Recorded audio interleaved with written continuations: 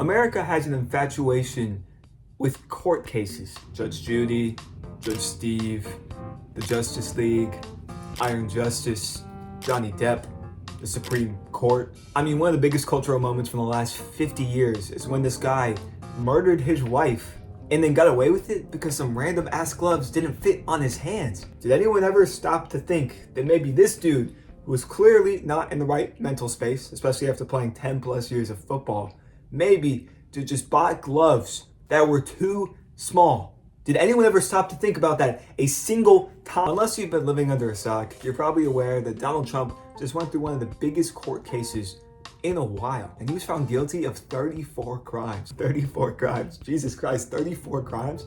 That's more crimes than I have kids, and they call me the human conceptive. But if you're like me, you have no idea what that actually means. Like, okay, cool, he was charged with those crimes, but what were they? Why was he charged with them? Why was he found guilty? You know what happened in the court case itself? Luckily enough, I have got those answers. At least I'm pretty sure I do. So, the prosecution's story starts back in 2016. Donald Trump during that time was running for president. He was doing quite well, but 1 month before the election happened, a video was released to the public by the Washington Post. I gotta use some Tic Tacs just in case I start kissing her. You know, I'm automatically attracted to beautiful. I just start kissing them. It's like a magnet. You just kiss. For a star, they let you do it. You can do anything. Whatever you want. Grab them by the grab them by the pussy. Grab him by the pussy. According to the testimony of people close to Donald Trump at that time, he freaked the frick out, bro. He was so scared. You know, 1 month before the election, a video being released like this, which kind of exposes maybe Trump's true character, could lose him the election, right? It could lose him voters he needs to win the entire thing. He also probably was freaking out because videos like that were not supposed to be seen by the public. You see, Donald Trump had formed an under-the-table partnership with this guy named David Pecker. Pecker is the former CEO of a company called American Media. Basically, Trump and Pecker were operating this quote-unquote catch and kill scheme. Pecker, as a publisher of a media company, would find bad stories that were circulating about Donald Trump before they had been published and released to the public. Once he found these stories, he would buy them from whoever, was producing them, and make sure after he had bought the rights to them that they would never be seen, they would never be published, and they would never be known by the American public. In response for his work, Donald Trump paid Pecker back. However, Donald Trump didn't directly pay David Pecker. He paid him through his attorney at the time, Michael Cohen. And that name's very important. We're going to be talking about him a lot as we go through this video. So back to 2016, Donald Trump is freaking out. He wants to make sure no more bad stories are heard by any potential voters. Funnily enough, at the same time, David Pecker, again the guy Donald Trump has this partnership with, catches wind of a story that would be super scathing on Trump's campaign. Porn star Stormy Daniels is going around trying to sell the story to media outlets that she had an affair with Donald Trump in 2006. Having an affair is not a great look, especially when you consider what type of voter base Donald Trump was trying to appeal to in 2016.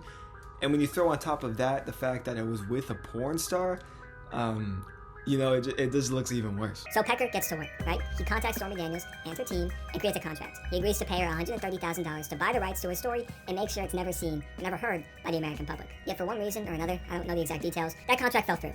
And once again, Donald Trump was in jeopardy of his affair being seen by the American public. Michael Cohen, again, this is Trump's lawyer, is freaking out, right? He doesn't want this to be seen, so he goes ahead and pays Stormy Daniels that same money out of his own pocket, cutting the middleman out of the equation. And the important thing to note is that he says he didn't do this on his own accord. Michael Cohen says Donald Trump asked for him or ordered him to pay Stormy Daniels. Michael Cohen Didn't do this on his own. Once Michael Cohen gave Stormy Daniels that money and she agreed to stay quiet, Donald Trump reimbursed Michael Cohen, giving him that money. Yet, when he put that payment of $130K down in his tax statements, Donald Trump did not put it in correctly. He didn't say it was going to Michael Cohen, and he didn't say it was going to Michael Cohen to pay off Stormy Daniels. He fraudulently listed it in his taxes. That's where the illegality of this case comes into play. Basically, the prosecution is claiming that Donald Trump purposefully lied on his taxes and was using that lie to cover up a crime where he was paying off a porn star to mislead the public in a public election. And that's a big, big no-no, and that's why Donald Trump could be facing jail time. However, Donald Trump and his team of lawyers have a lot of accusations to the prosecution's claims. The main crux of Trump's defense is that DJT had no idea what Cohen was doing at that time, and that's why his tax statement was false, because he didn't even know what Michael Cohen was doing. First, according to Donald's former director of Oval Office operations, Trump often signed checks without knowing where they were going to.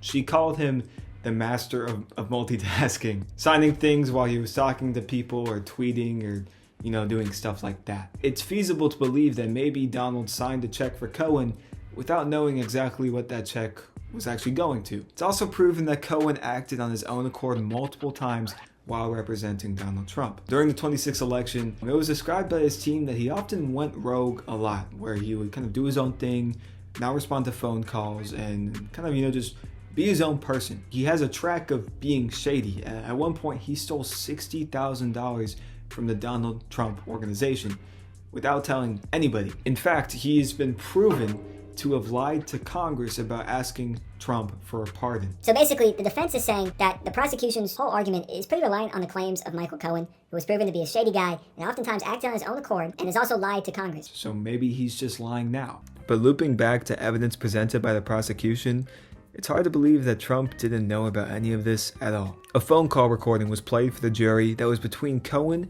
and Stormy Daniels' lawyer Keith Davidson. In the call, Cohen said, "I can't even tell you how many times Donald said, I hate that we had to do this deal, but every person you spoke to said it was the right move." So how could Donald Trump speak to Michael Cohen about the Stormy Daniels deal if he allegedly didn't even know the Stormy Daniels deal existed? That's just food for thought. America is in a position right now where we're more polarized, more going at each other's throats, more divided than we ever have been before. It's kind of like that bridge in Baltimore. It's pretty freaking crappy. I think regardless how you feel about the outcome of this trial, we can all agree that there's a possibility it does more harm than good. Like, this could be that boat, ramming into the side of the Baltimore bridge. It's one thing to ask for a fire, but it's another to have to deal with that fire once it's in our hands. And I think that's where we are today. I think the best way to end this video is I'm gonna give the reins over to one of my great friends. We go all the way back to high school, actually, where we had some great locker room talk with each other. And he's just gonna, give you his opinion, as he always does. A rigged trial, a disgrace. They wouldn't give us a venue change. We were at 5% or 6% in this district, in this area. This was a rigged, disgraceful trial. The real verdict is going to be November 5th by the people. And they know what happened here, and everybody knows what happened here. You have a Soros-backed DA and the whole thing. We didn't do a thing wrong. I'm a very innocent man, and it's okay. I'm fighting for our country. I'm fighting for our Constitution. Our whole country is being rigged right now. This was done by the Biden administration.